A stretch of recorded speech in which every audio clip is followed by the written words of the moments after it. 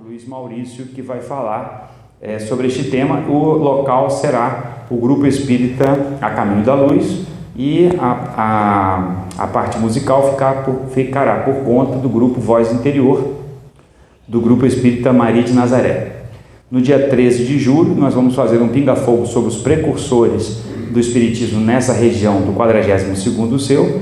Eu estarei fazendo essa mediação lá no Centro Espírita Fé, Esperança e Caridade. Será em Silva Jardim, dia 13 de julho, e a parte musical será com o nosso irmão Sidney Ferreira.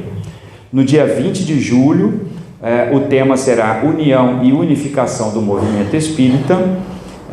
O local será o Grupo Espírita Luz no Lar, que fica aqui bem perto de nós, na rua do, como chama ali? CIEP 415.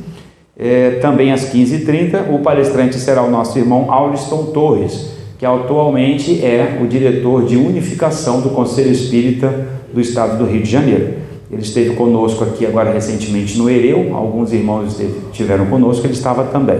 Então ele é hoje o coordenador, o diretor de unificação do nosso Conselho Espírita do Estado do Rio de Janeiro. Isso é 20 de julho.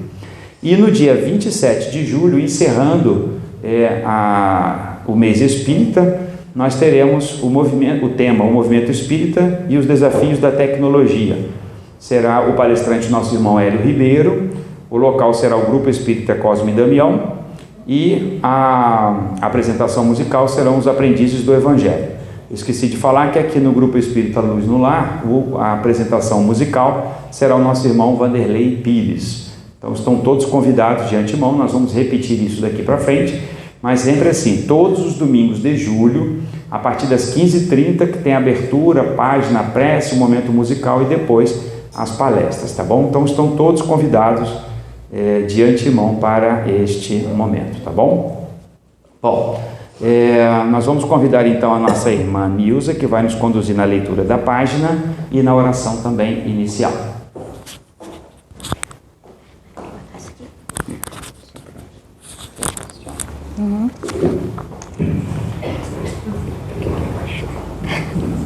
Pessoa, criança baixa. Tá bom. Boa noite a todos. Boa tarde. Então, é do livro Caminho, Verdade e Vida, pelo Espírito Emmanuel, por Chico Xavier. A lição é a número 50, Conta de Si. Peraí. Só. Eu só não estou enxergando. De óculos. Vamos lá. De maneira que cada um de nós dará conta de si mesmo a Deus. São palavras de Paulo, está em Romanos, capítulo 14, versículo 12. É razoável que o homem se consagre à solução de todos os problemas alusivos à esfera que o rodeia no mundo. Entretanto, é necessário saiba a espécie de contas que prestará ao Supremo Senhor, ao termo das obrigações que lhe foram cometidas. Inquieta-se a maioria das criaturas com o destino dos outros, descuidadas de si mesmas. Homens existem que se desesperam pela impossibilidade de operar a melhoria de companheiros ou de determinadas instituições.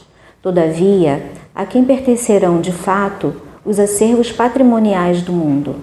A resposta é clara, porque os senhores mais poderosos desprender-se-ão da economia planetária, entregando-a a novos operários de Deus para o serviço da evolução infinita. O argumento, contudo, suscitará certas perguntas dos cérebros menos avisados. Se a conta reclamada refere-se ao círculo pessoal, que tem o homem a ver pelas contas de sua família, de sua casa, de sua oficina? Cumpre-nos então esclarecer que os companheiros da intimidade doméstica, a posse do lar e as finalidades do agrupamento em que se trabalha pertencem ao Supremo Senhor, mas o homem, na conta que lhe é própria, é obrigado a revelar sua linha de conduta para com a família, com a casa em que se asila, com a fonte de suas atividades comuns. Naturalmente, ninguém responderá pelos outros. Todavia, cada espírito relacionando o esforço que lhe compete, será compelido a esclarecer a sua qualidade de ação nos menores departamentos da realização terrestre, onde for chamado a viver. Então, elevemos o nosso pensamento. Quem estiver à vontade, é só fechar os olhos.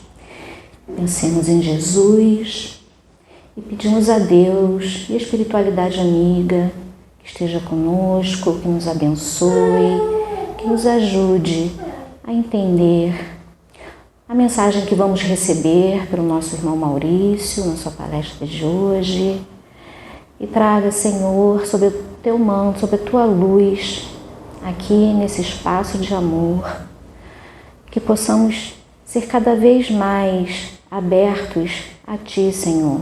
Que nosso coração se abra para receber o Teu bálsamo, a Tua luz e o Teu amor.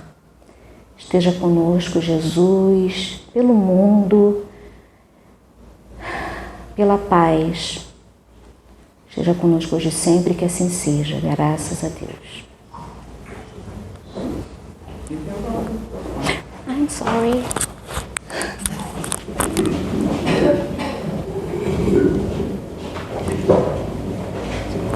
Bem, meus irmãos, olha, todo mundo obedientezinho, já saindo lentamente. Eu nem preciso lembrar. Bem, como nossa irmã falou, então vamos passar agora a palavra para o nosso irmão Luiz Maurício, que é prata da casa. E lembramos, né, que nós durante este mês estamos celebrando os 23 anos de fundação da nossa instituição.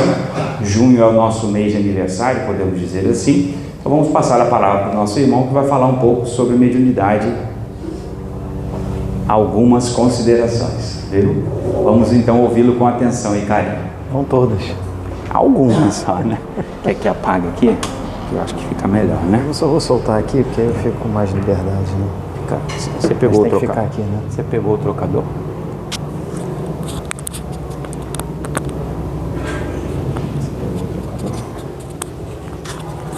Tá aqui. Bem, boa tarde, queridos irmãos, queridas irmãs. Que a paz de Jesus esteja em nossos corações. É uma alegria muito grande, né?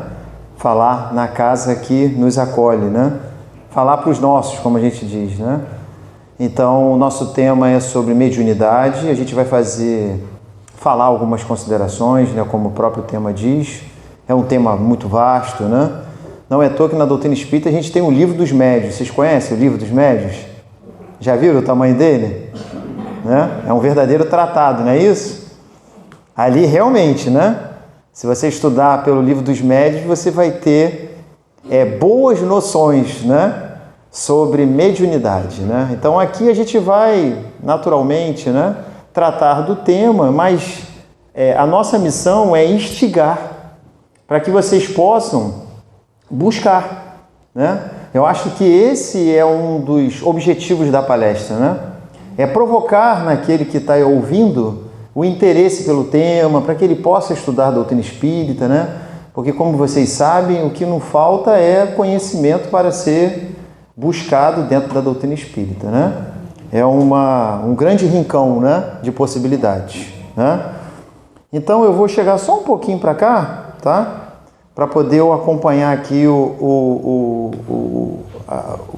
as telas, né? Muito bem. Então, mediunidade, algumas considerações. Bem, eu acho que essa imagem vai ficar um pouco escura, né? Não sei. Deixa eu ver aqui se vocês vão conseguir ver bem, né? E aí, ficou muito escuro? Vou fazer um teste aqui, rapidamente. Piorou? Piorou? Bem, eu vou tentar fazer a leitura do quadro então, tá? O quadro um pouco escuro, mas eu acho que dá para vocês poderem fazer aí algumas percepções, né? Esse quadro ele foi pintado em 1890 e se chama O Oráculo, né? The Oracle. Ele foi pintado por um pintor italiano, né? Camillo Mezzola. E ele está representando o oráculo de Delfos, né? Então aqui a gente pode perceber, né?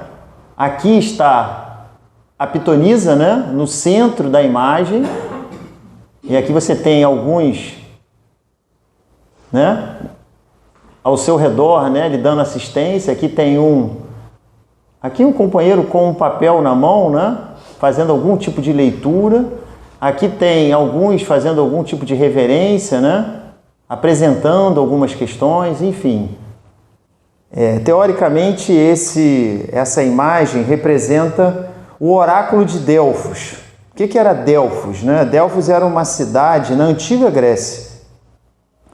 Segundo a tradição grega, né, Delfos seria o centro do mundo, né? Como que se chegou a esse conhecimento? A principal divindade, né, do panteão da mitologia grega, Zeus, ele soltou duas águias, uma direcionada para um lado, outra para o outro. Aonde essas águias se encontrassem, ali seria o umbigo do mundo, ou seja, o centro do mundo. E essas águias se encontraram aonde? Em Delfos. Então, por isso que Delfos, para os gregos antigos, claro, a referência de mundo para os gregos era o Mediterrâneo. Então, obviamente, o centro do mundo teria que estar no Mediterrâneo, né? Então, Delfos tinha essa, digamos assim, né, esse entendimento, segundo a tradição grega, mitológica, de que ali era o umbigo do mundo. E ali existia um templo destinado à adoração do deus Apolo. Por isso que, nesse templo, muito cultuado e muito visitado, havia ali o oráculo, né, que era relacionado às revelações e respostas que eram dadas através da mediunidade.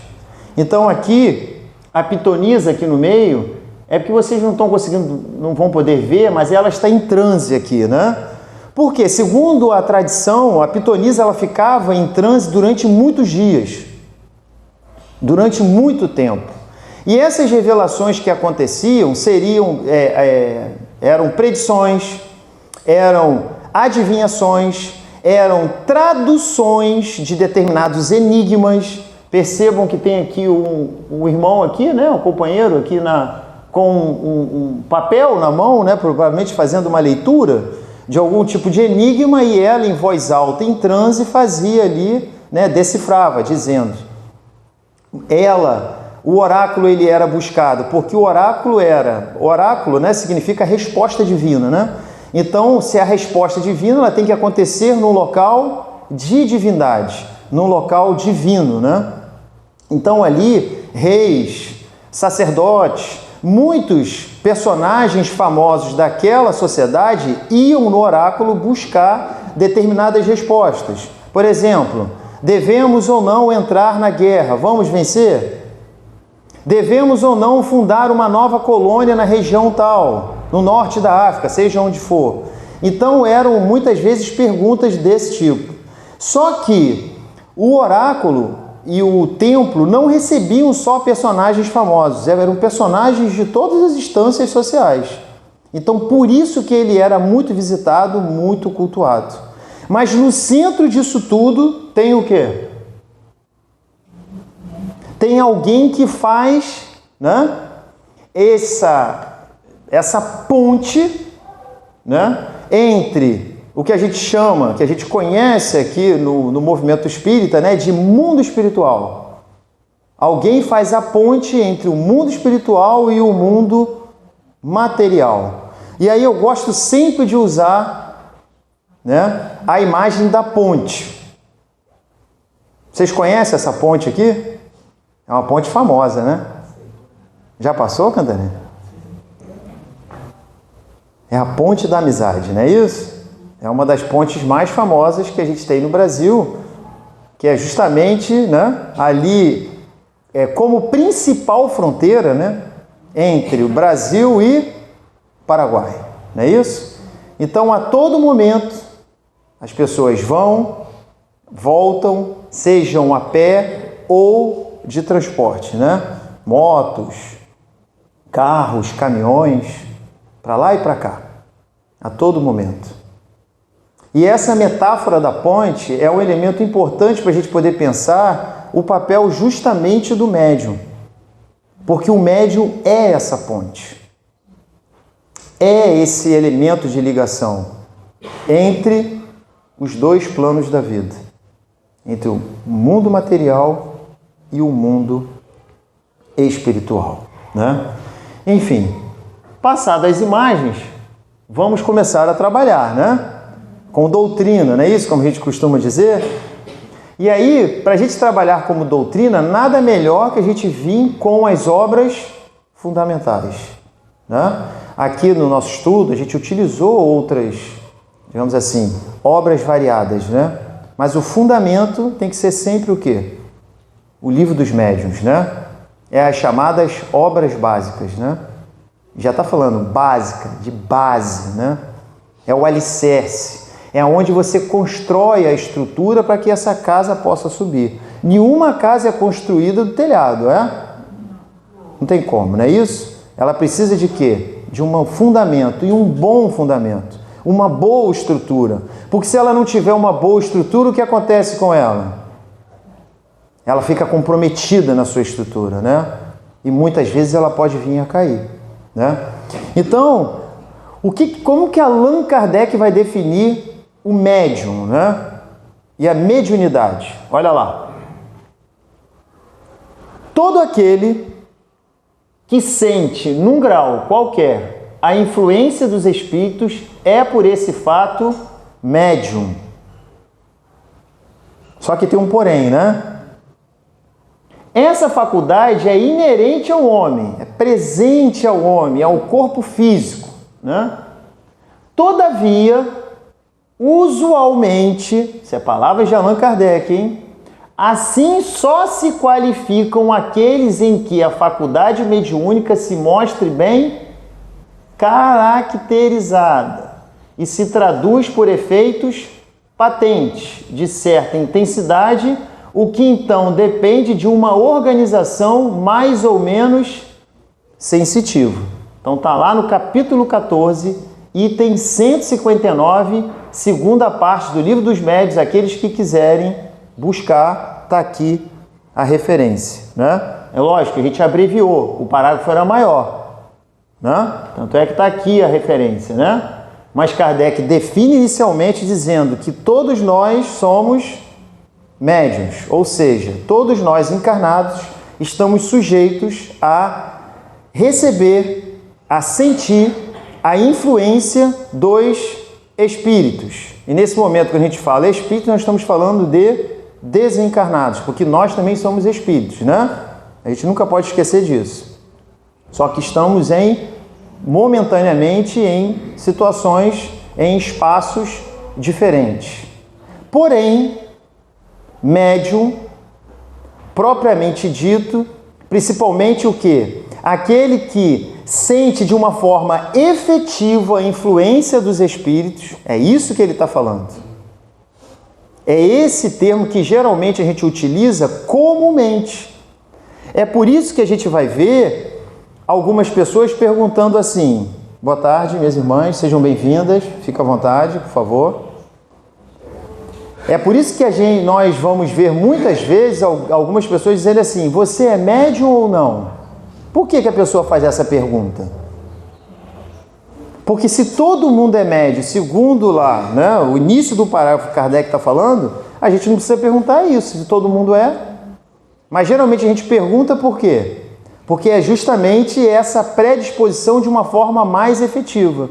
Uns são, outros não. Mas todos nós temos possibilidade de receber a influência dos espíritos? Sim. Entenderam? Ficou claro? Então, ó, Livro dos Médiuns, capítulo 14, tá? As irmãs que chegaram, sejam bem-vindas, tá bom? O nosso tema que a gente está desenvolvendo é noções sobre mediunidade segundo a doutrina espírita, tá bom? Então, ó, lá no capítulo 14, que é um capítulo, inclusive, muito importante do Livro dos Médiuns, né? Que é justamente na segunda parte que trata dessas questões, tá? Então, ó, seguindo, de uma forma bem didática, olha lá, médium, mediunidade. E a gente tem aqui uma referência bem importante para a doutrina espírita, né? Que é o nosso saudoso Chico Xavier, né? Francisco Cândido Xavier. Então, de uma forma bem didática, tá, irmãos? Irmãs. Médium, instrumento humano de que se serve os espíritos encarnados para se comunicarem. Certo? Agora, mediunidade, faculdade psíquica inerente ao ser humano, presente no ser humano. Então, é algo biológico. Por isso que uns, na sua organização biológica, têm essa possibilidade, outros não, de forma direta. Lembrando o que Kardec falou no capítulo 14. Por isso que uns têm, outros não. Aqueles que têm, uns de forma acentuada, mais acentuada, outros às vezes de uma forma muito sutil. Né? Uns percebem os espíritos desencarnados nos ambientes que se encontram. Outros sabem que têm, mas não conseguem ver. Alguns escutam. Outros sentem as impressões. Alguns captam as energias psíquicas que aquele irmão, irmã ou aquele conjunto ali esteja, né? Dependendo do tipo de vibração, a pessoa se sente bem ou se sente mal. Por quê? Porque ela, na sua organização psíquica, olha aí, o corpo biológico, permite que ele tenha essa antena que possa captar essas impressões. Muitos vão chegar nesse ambiente e vão entrar e vão sair tranquilamente. É isso? Por quê? Porque não tem essa capacidade. Tá? Então, ó, ficou claro? Mediunidade, faculdade psíquica inerente ao ser humano, manifestada em diferentes graus e tipos. Como eu destaquei, existem diferentes graus, diferentes tipos de mediunidade. Tem médiuns que têm um conjunto de tipos de mediunidades diferentes. Tem outros que nem tanto. Né? Então, isso é muito plural nesse sentido. E aí, para a gente poder entender isso de forma mais ampla, mais específica, a gente justamente precisa de quê? A gente vai precisar estudar mediunidade. Por isso que é noções sobre mediunidade. Como eu disse, qual é o nosso objetivo principal? Provocar em vocês a vontade de, quando sair daqui, a primeira coisa que vocês vão fazer é buscar o livro dos médiuns, não é isso? Não vai fazer nada, vai chegar em casa, cadê o livro dos médiuns? Preciso estudar para entender melhor. Né? Então, olha lá. Continuando. A mediunidade é um instrumento de melhoria do ser humano, sim ou não? Sim. Principalmente para aquele que usa essa ferramenta de uma forma o quê? Fraterna, caridosa. Como a gente costuma dizer dentro da doutrina espírita, mediunidade com Jesus. Não é isso, seu José? Mediunidade com Jesus. Então isso é um instrumento de melhora para o indivíduo, para o espírito que está encarnado? Sem sombra de dúvida. Né? Porque a partir daquelas percepções, ele pode ajudar o seu semelhante. Ele pode ajudar. Ao perceber que aquela criatura não está bem acompanhada e que aquilo está causando dificuldades para ela, ela tem várias formas de poder ajudar, sem falar diretamente para a criatura. A pessoa pode colocar o nome na casa espírita para prece, na própria reunião mediúnica, convidar a pessoa, né? Ouvir, atender, porque automaticamente você está percebendo que aquela criatura não está bem, que algo além do normal, né, está afligindo aquela criatura. Então é uma percepção diferenciada. Então isso, obviamente, vai trazer melhoria para aquela criatura e para você também como indivíduo. Porque aquilo está sendo uma possibilidade de quê? De desenvolvimento moral seu. Então, ó, é um instrumento de melhora, tá? O conhecimento espírita esclarece e educa o médium, com toda certeza.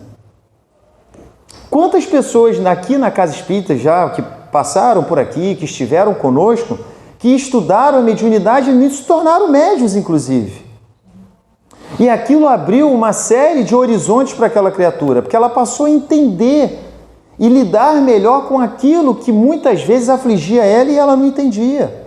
Então o conhecimento espírita é libertador em todas as frentes, mas na mediunidade especialmente, porque é o tema que nós estamos tratando, sem sombra de dúvida, tá? Estou olhando por aqui porque não estou conseguindo dali, né? Todos os tipos de mediunidade são úteis, sem sombra de dúvida. Todos eles. Não importa qual. Até porque a tipologia, isso não é a questão. Porque o intercâmbio com o mundo espiritual ele pode acontecer de várias formas, né? Não importa a forma. Agora, o que vai importar é o que você está fazendo com aquilo, né? O que você está fazendo com aquilo? Está fazendo bom uso, né?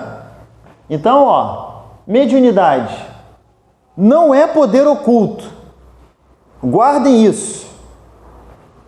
Essa é uma das maiores contribuições que a doutrina espírita trouxe sobre o tema mediunidade.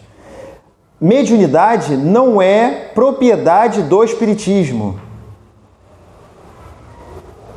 A mediunidade é uma faculdade presente no indivíduo encarnado. Seja ele católico, seja ele evangélico, batista, pentecostal, sem religião, budista, umbandista, não importa, ateu. Essa possibilidade que nasce com ele não deixa de existir. E não é uma propriedade da doutrina espírita. O espiritismo ele tem o conhecimento e tem as suas questões relacionadas ao tema, como a gente está falando agora. Certo? Então, não é poder oculto, sobrenatural. O espiritismo ele tira tudo que é sobrenatural, principalmente relacionado à mediunidade. Eu apresentei para vocês lá no início o quadro do Oráculo de Delfos. Como que era tratado a questão da mediúnica ali naquele espaço? De uma forma totalmente o quê? Miraculosa e sobrenatural. Cheia de mistérios. Cercada ali de misticismo, de uma série de elementos que estão relacionados ao quê? Ao chamado ocultismo, não é isso? O espiritismo vem mostrar o quê? Não.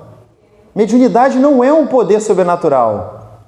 Não é à toa que, logo lá no início, o que a gente leu? É uma faculdade inerente ao indivíduo. Então, inclusive, tem uma relação direta com o corpo físico. É por isso que alguns têm essa percepção, têm essa possibilidade e outros não. Então, mediunidade é um elemento natural dos indivíduos. Por mais difícil que isso seja o entendimento. Porque nós fomos educados e toda a nossa cultura é baseada no entendimento de que todos aqueles fenômenos que a natureza não tem capacidade de investigar, todos aqueles fenômenos que a ciência não tem capacidade de dar uma resposta, entra para o terreno do sobrenatural. Principalmente quando isso entra na seara do campo religioso ou místico. E na doutrina espírita não tem nada de místico. É só a gente olhar, inclusive, a própria organização da casa espírita. O que tem de místico aqui? Vejam um passe, por exemplo, na casa espírita. O que tem de místico no passe espírita? Que vai acontecer daqui a pouco. As pessoas sentam ali na cadeira. E não necessariamente o passe é um ato mediúnico, não, tá? Ele pode vir a ser. Ele pode vir a ser. Muitas vezes ele é. Porque quando a gente entra na sala de passe, a gente está ali recebendo as energias que parte é doada do próprio médium que está ali, do passista, e parte dos espíritos da equipe espiritual da casa. Mas isso acontece de uma forma o quê? Simples e tranquila. Não há ninguém ali, não há manifestação de espíritos, não há nenhum tipo de ritual, não há nenhum tipo de música, de um movimento, de algum tipo de vestimenta, de algum ato, de algum movimento, de alguma fala, algum mantra. Não tem nada disso. E quando a gente fala sobre isso, nós não estamos condenando qualquer religião, qualquer seita, qualquer filosofia que tenha isso como prática. Não é isso. Isso não é um problema. Não é problema algum quanto a isso.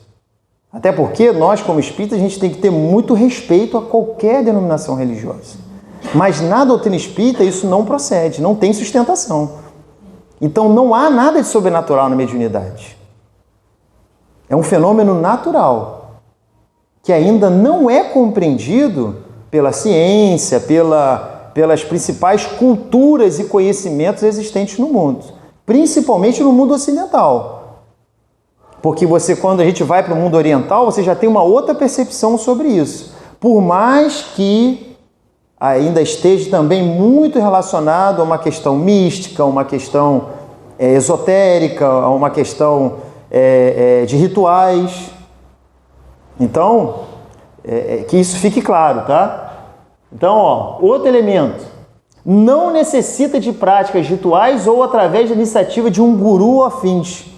O que significa a palavra guru? Mestre, né? Professor. Guru é uma palavra do sânscrito, né? É do mundo oriental. Então, na mediunidade não precisa de guru. Mediunidade dentro da perspectiva da doutrina espírita. Se você é médium, o que você deve fazer? Primeira coisa, estudar mediunidade. Conhecer a mediunidade. Entender o que é essa faculdade. Por que você tem essas percepções? Por que você tem e o seu amigo não tem, o seu pai não tem? Por que minha mãe também tinha, mas a minha irmã não tem?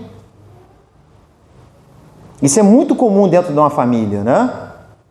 Eu venho de uma família que tem médiuns na família, mas eu não tenho essa percepção. Mas a minha mãe que está sentada ali atrás tem. Então como é que muda? Minha irmã tem, eu não tenho. Então não é um jogo de dados, né, que a divindade faz, escolhendo quem vai e quem não vai. Existe uma relação de programação espiritual, de necessidade, de sensibilidade desenvolvida do espírito também. Tem uma série de elementos que está ali na programação do indivíduo que vem com essas percepções enquanto outros não têm. Tá? Então a gente não precisa de guru. Ah, mas tem outras religiões que tem lá o mestre que faz a iniciação. Tudo bem, não há problema quanto a isso, mas no espiritismo não precisa. Qualquer indivíduo pode estudar a mediunidade, entender esse fenômeno, e aí se ele vai fazer esse intercâmbio regularmente com os espíritos encarnados, aí vai depender dele, do entendimento dele, porque a gente sabe, né, que isso tem uma série de questões que envolvem isso, né? Até porque a gente tem a nossa vida material, tem as nossas responsabilidades, a gente tem os nossos compromissos, né? Então, é por isso que a gente costuma dizer que dentro do entendimento da mediunidade na casa espírita, o ideal é que ela seja praticada na casa espírita. Mas você vai continuar sendo médium, né? Você vai continuar vendo, você vai continuar escutando, você vai continuar sentindo. Isso é normal, não há problema quanto a isso. Mas a mediunidade sendo praticada de uma forma regular e segura, é ideal, né, que ela seja praticada dentro da casa espírita. Por quê? Porque na casa espírita você tem as chamadas diretrizes de segurança, né? Existe um livro, inclusive, com esse título, né? Escrito em parceria pelos nossos irmãos Divaldo Franco e Raul Teixeira, né? Diretrizes de segurança. Inclusive tem um monte de perguntas, né? Perguntas e respostas. E ali eles vão respondendo, né, sobre uma série de coisas relacionadas a dúvidas sobre mediunidade. É uma obra bem interessante, né? Diretrizes de segurança. Olha lá. Assim como a inteligência se desenvolve no processo de relação. A mediunidade é uma faculdade. Então, quanto mais você vai praticando, você vai desenvolvendo. Por isso que ele fala dessa relação. Não é assim nas nossas habilidades? Quanto mais a gente pratica, a gente vai desenvolvendo a chamada o quê? Excelência, não é isso? Inclusive o Aristóteles tem uma frase nesse sentido, né? De tanto a gente repetir algo, a gente vai se desenvolvendo a excelência, né? A gente vai ficando, ganhando a excelência naquilo que a gente tanto repete. Então isso também é uma verdade. E a mediunidade também, como uma inteligência, ela pode ser desenvolvida, tá? Isso é interessante, tá? No ato mediúnico, tanto se manifesta o espírito do médium como aquele que se atende. Isso é muito interessante também, né? Na mediunidade, no ato mediúnico, tem sempre a contribuição do médium. Sempre tem a contribuição. Então, vou dar um exemplo, né? O Chico Xavier, que fica mais fácil para vocês poderem entender, né? O Chico Xavier não ficou muito famoso lá pela psicografia das cartas, né? As mães aflitas que perdiam, né? Que tinham lá os seus filhos que desencarnavam em tenra idade, né? E aí buscavam ele em Uberaba, principalmente, em Pedro Leopoldo, mas em especial em Uberaba. Esse trabalho vai se consolidar mais em Uberaba, né? É onde o Chico vai passar a maior parte do tempo, né? Desenvolvendo o seu trabalho. E aí essas mães iam lá buscar ele, aflito, e ele trazia, né? Através da sua mediunidade, em alguns momentos, porque não eram todas as mães que recebiam as cartas, né? Mas muitas receberam cartas dos seus filhos que desencarnaram por algum tipo de doença, acidente, seja lá o que for. Então, quando ele trazia, né, aquela mensagem ditada por aquele espírito, isso também tem uma contribuição dele, tem uma parte dele, né?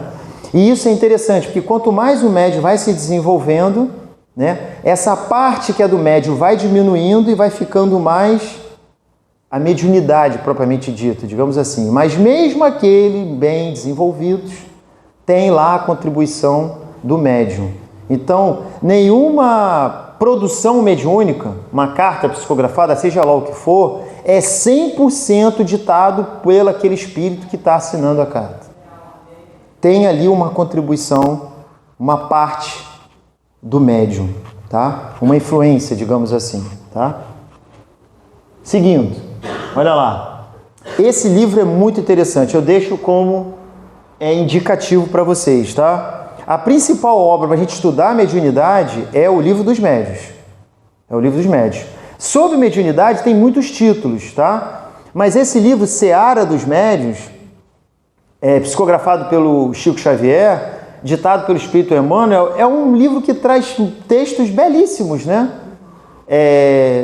Sobre disciplina, sobre perseverança, sobre benevolência, sobre uma série de dificuldades que muitas vezes os médiuns enfrentam, tá? Então, ó, Seara dos Médiuns, tá? E aí eu peguei esse trechinho aqui, ó, lá no capítulo 42. Vejam só.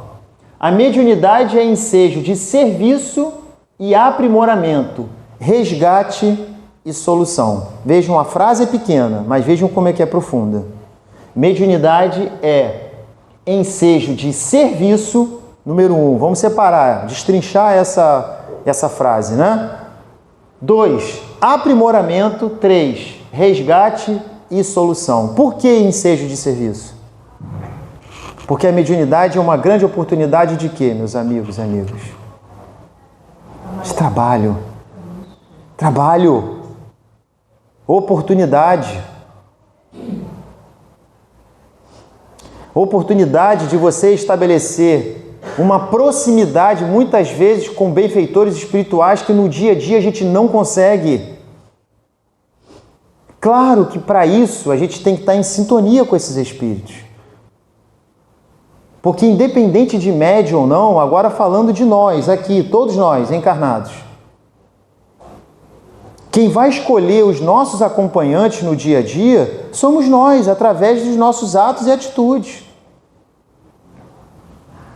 Através das nossas ações. Voltou?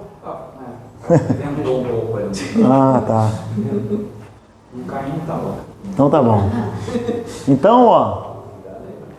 Então, ensejo de serviço, ó, fica tranquilo aí, Macedo. Sai daí, Macedo, sai daí. Vem mais pra cá um pouquinho, né? Então, ó, ensejo de serviço, oportunidade de trabalho. Não é um castigo, irmãos.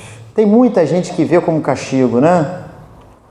Vê com algum tipo de provação. Não! Se até esse momento da vida você em algum momento pensou assim ou continue pensando, veja diferente, sob um novo prisma. Olha lá, a doutrina espírita possibilita que a gente veja a mediunidade sobre um novo prisma, né? Sobre novas nuances. Então é ensejo de trabalho, oportunidade de trabalho. Oportunidade abençoada. Que nós vamos escolher se a gente vai usar essas ferramentas ou não. A caixa vem cheia. A gente está recebendo a caixa com as ferramentas, né? Agora, se a gente vai abrir para usar, aí somos nós que escolhemos, né? Aprimoramento, já falamos sobre isso. É uma possibilidade de aprimoramento, sim ou não? Sim. Claro! Claro que sim! E é desafiador, tá? E aí eu falo a partir do que a gente lê e a partir da informação daqueles que estão sempre conosco, que relatam pra gente. É desafiador. Porque muitas vezes você vai entrar em determinados locais e você vai sentir as difíceis vibrações que estão naquele local, algo que muitos que estão naquele ambiente não sentem. E às vezes esse local é um espaço familiar, que às vezes a gente tem que ir e ficar, né? Às vezes a gente tem que ir e ficar. Aí tem gente que faz, sabe o quê? Pede para ir no banheiro, não é isso, minha irmã? Posso ir no banheiro rapidinho? Aí vai lá no banheiro e faz uma prece, né? Tem gente que já anda com... Hoje em dia não precisa mais, né? A gente realmente andava com um livro de página na bolsa, né? Acabou isso, né? Você puxa o celular rapidamente, o Caminho, Verdade e Vida, Vinha de Luz, já puxa uma página ali, ou então um trecho do Evangelho segundo o Espiritismo, já faz uma leitura, até para você poder se blindar, porque aquele ambiente ali, ele se apresenta de forma hostil. Porque, obviamente, você tem essa possibilidade, essas percepções, de entrar em relação com aquelas energias. Então, às vezes, você vai num ambiente e esse ambiente está saturado de energias não muito boas. Então, tem sim os seus desafios, né? E muitas vezes você, para aqueles que, por exemplo, visualizam, né? Acabam vendo coisas que não querem, né? As pessoas admiravam muito a mediunidade do Chico Xavier, não é isso? Aí diziam, Chico, que coisa boa, né? É uma maravilha. Eu queria tanto ser médium como você, não é isso? Eu queria tanto ter as percepções que você tem, ver os anjos que você vê, não é isso? E aí o que o Chico fala para a irmã? Que ele vê anjos, mas também via sapos, né? Com todo respeito aos sapos, né? Porque é um elemento importante na natureza, né? É um elemento importante, porque o sapo, a serpente, ele é sempre amaldiçoado, né? Inclusive, pitonisa significa serpente, né? Então, é isso, né? É isso. O que ele está querendo dizer? Ele está usando a metáfora do sapo e do anjo. Ele está dizendo o seguinte, muitas vezes, né? Por exemplo, imagine, o Chico tinha vida privada, irmãos e irmãs? Você não tem vida privada, né? Então, esses são desafios para médiuns que têm essa mediunidade mais ostensiva em ter que conviver, em lidar com isso, né? Por isso que, inclusive, muitos irmãos têm muitas dificuldades e isso gera, às vezes, desordenações psíquicas. Por quê? Não que a mediunidade gere o problema no psiquismo, mas a pessoa não consegue lidar com aquilo e aquilo acaba desorganizando mentalmente a criatura. Por quê? Porque ela tem que ficar ali lidando, né, com essas percepções do mundo material e do mundo espiritual, né? E sem sombra de dúvida, resgate e solução. Vejam que resgate e solução está na terceira parte, né? Porque geralmente é muito comum a gente trazer o resgate para o primeiro, não é isso? Quando a gente fala de mediunidade, a gente já lembra de resgate, não é isso? Como se o médium fosse sempre alguém que estivesse pagando, não é isso? Mas não é isso, né? Não é nessa medida, né? Porque se a gente for imaginar a perturbação e o nível psíquico do planeta, quem que não tem resgate para colher nessa terra, né? Então, coitado dos médiuns, né? Só eles que têm aí uma âncora para poder arrastar e as dificuldades para resolver? Claro que não, todos nós temos, né? Mas sem sombra de dúvida que essa possibilidade é uma ferramenta poderosa de quitação de dificuldades que nós contraímos ao longo das nossas existências e escolhas difíceis que a gente faz nessa vida e em outras, né? Porque geralmente a gente sempre relaciona com o passado, sempre com o anterior, né? Então, sem sombra de dúvida, a mediunidade é uma possibilidade de resgate e solução. Vejam, resgate e solução, sem sombra de dúvida. É uma ferramenta abençoada, né? E aí, para fechar, a gente não podia deixar de lembrar desse personagem, né? Eu acho que nada melhor, quando a gente fala de mediunidade, sem sombra de dúvida, a gente lembrar desse indivíduo, né? Porque realmente, sim, no que tange a mediunidade com Jesus, ele foi um grande exemplo, né? Não é à toa que ele é uma referência para o movimento espírita. Digamos assim, a atuação desse espírito na sua última existência, ela foi tão digna que ela extrapolou a própria realidade das esferas de movimento espírita, da esfera de campo religioso. O respeito que o Chico construiu em torno dele ia muito além da questão do campo religioso. Não é à toa que em algumas eleições, que alguns canais, algumas emissoras fizeram relacionado a indivíduos, personagens que se destacam no Brasil no século XX ou século XXI, né? Porque o Chico vai até o século XXI, né? Mas é um personagem eminentemente do século XX, ele sempre estava lá entre os 5 primeiros, né? E chegando a ganhar, inclusive, né? O título de o homem brasileiro do século XXI. Então veja, um espírita consegue, né, uma conquista dessa magnitude. Por quê? Porque ele foi médium? Não. Não é à toa que eu escolhi uma foto aqui dele, o quê? Com os pobres, né? No trabalho assistencial, no trabalho da caridade, no trabalho da ajuda, no trabalho da fraternidade. Porque, sem sombra de dúvida, o grande legado que o Chico construiu, o que fez com que ele rompesse com essas fronteiras, né, do campo religioso, é o trabalho em prol do bem, em prol do ser humano. Então, sem sombra de dúvida, o Chico é uma grande referência. É um santo? Não. Foi um espírito que aqui esteve, né? Que aqui esteve, que encarnou, que deve a sua contribuição, é uma referência para nós, mas é um espírito em construção, assim como nós. É alguém que está um pouco à frente? Sem sombra de dúvida. Porque isso ele deixou claro nas suas ações, nas suas escolhas, a partir do legado que aqui ele construiu quando aqui esteve. Então fica aqui a imagem desse grande companheiro, né? E aí uma frase de Allan Kardec lá no livro Evangelho segundo o Espiritismo.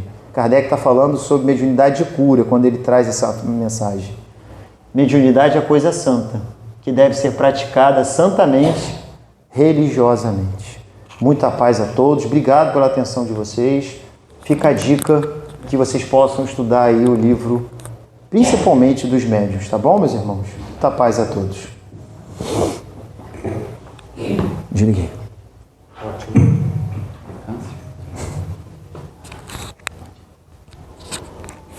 Nós que agradecemos ao nosso irmão Maurício pela essa apresentação, como ele disse, para manifestar em nós o interesse e o entendimento sobre aquilo que nos é muito comum dentro do contexto da própria doutrina, que inicia exatamente através das manifestações mediúnicas. E não há nada de fantasmagórico também, né? É importante sempre lembrar. Então, muito obrigado, meu querido irmão, por essa oportunidade.